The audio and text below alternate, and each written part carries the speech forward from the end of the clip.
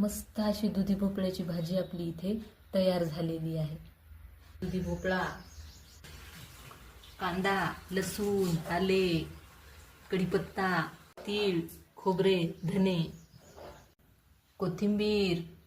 कांदा कट करून घेऊ, खोबरे, धने, तीळ भाजून घेऊ, भोपळा कट करून घेऊ। यातला हा बियाचा भाग थोडासा आपण काढून घेऊया।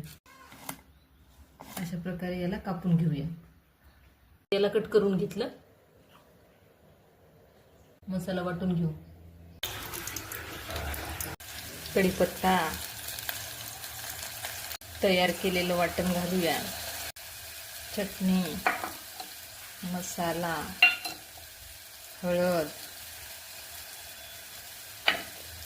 मीठ। याच्यामध्ये आता दुधी भोपळा घालूया।